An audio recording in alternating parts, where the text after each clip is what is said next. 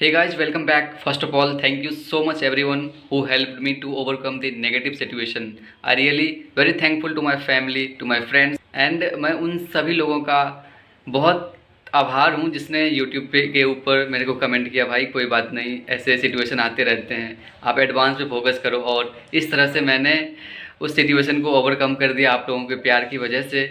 और finally JEE advance 2022 जो कि आईआईटी बॉम्बे कंडक्ट कर रही है, उसमें मैंने फॉर्म डाल दिए हैं और उसकी रजिस्ट्रेशन फ़ी 2800 थी, जो कि मेरे को ज़्यादा लगा और इन जनरल सभी को ज़्यादा लगता है, क्योंकि यार गवर्नमेंट फंडेड अगर कोई एग्ज़ाम हो ना तो इतनी फ़ी नहीं लगनी चाहिए।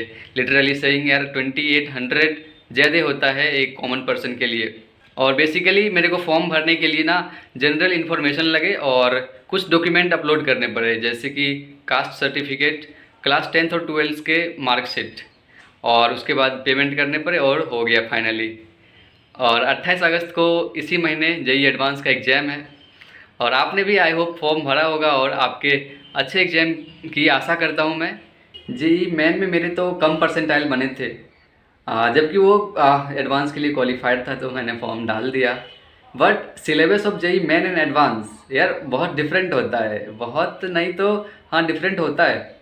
हम सबको जेईई एडवांस का सिलेबस देखना चाहिए और उसके बेसिस पे पढ़ाई करनी चाहिए, क्योंकि कुछ टॉपिक ऐसे हैं जो कि जेईई मेन में स्पेशली है और जेईई एडवांस में नहीं है। और कोई मेन टॉपिक है ना, उसके भी कुछ सब टॉपिक हटा दिए गए हैं जेईई एडवांस के अंदर, और जो भी टॉपिक दिए गए हैं ना जेईई एडवांस के अंदर, उसके बेसिस पे बहुत अच्छे अच्छे क्वेश्चन बनते हैं, तो उतना ही करने चाहिए। और आप लोग सिलेबस एक बार देख लीजिएगा बहुत डिटेल में, क्योंकि उससे आपको एक बेसिक आइडिया लग जाएंगे कि किस तरह के क्वेश्चन आते हैं। और मैंने भी पिछले कुछ दिनों से लगातार बहुत ज़्यादा सिलेबस को देख रहा हूँ, तो उससे पता लगता है कि जेईई मेन से डिफरेंट है जेईई एडवांस, और उसके क्वेश्चन पेपर प्रीवियस ईयर के, हाँ उसका लेवल अच्छा है।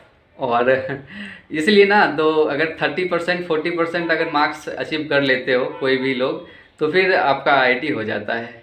इस बार आईआईटी बॉम्बे कंडक्ट कर रही है जेईई एडवांस का एग्ज़ाम।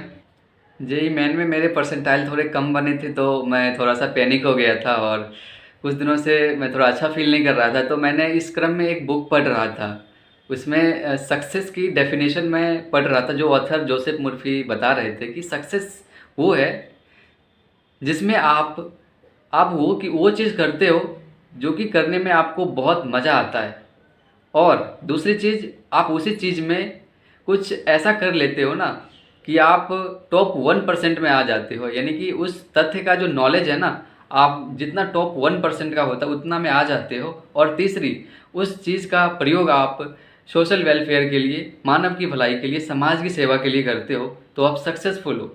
अगर आप अपने जीवन को सुखी पूर्वक शांति से और मेडिटेटिव फॉर्म में जी रहे हो, तो आप सफल हो।